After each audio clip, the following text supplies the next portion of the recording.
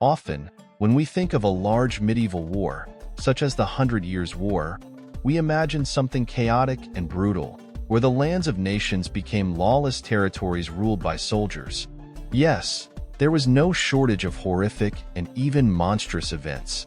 For instance, the English King Henry, who ordered the burning of all villages around Caen, a city in Normandy, and the killing of anyone found with weapons, famously told his knights, "War without fires is like sausages without mustard."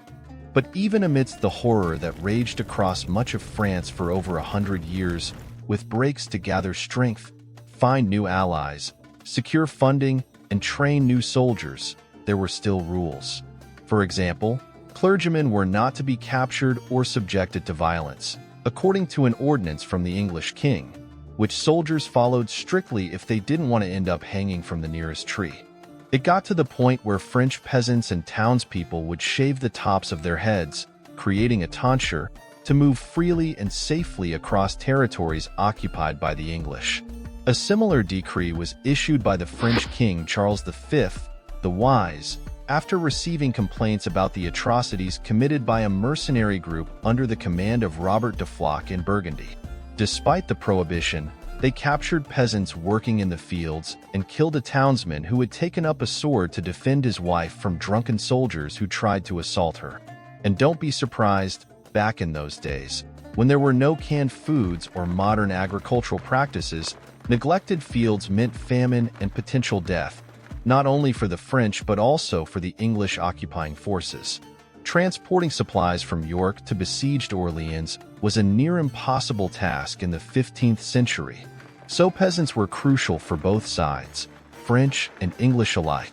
The honor of women, at least those of noble birth, was also protected by law. Many soldiers from both warring armies, after a night of revelry, would wake up the next day to find themselves before an executioner, skillfully tying a noose to hang them for their drunken misdeeds. One well-known incident involved a Frenchman from Rouen who killed 2 English archers that had broken into his home and tried to assault his maid. Students were also protected. An English student who came to study at the Sorbonne in Paris could not be subjected to violence or imprisonment by the French or the king's mercenaries. Even the father of the student, if he came to France to visit his son, had the same rights. He was considered untouchable by law. The elderly and disabled were also off-limits for capture or killing without cause. Both the French and the English knew that the punishment for breaking the royal decree was death.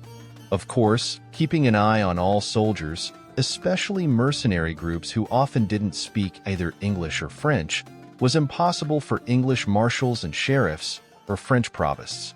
What happened in the dark alleys of towns or along remote roads, where there were no witnesses, often went unpunished.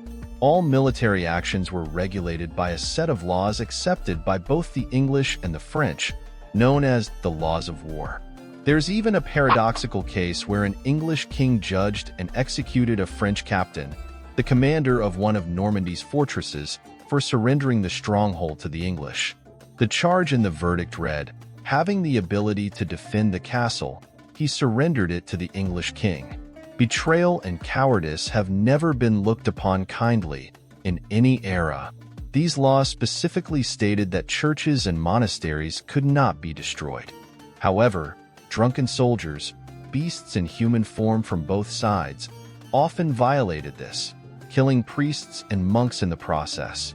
Horrific times always give birth to monsters. In conclusion, it's worth noting that during medieval wars, there was often an effort to spare even household goods in the homes of captured towns. In those days, the production of clothing, furniture, and dishes was extremely labor-intensive, with very little produced. A single table might serve 3 or 4 generations of the same family. The same could be said of mills and forges.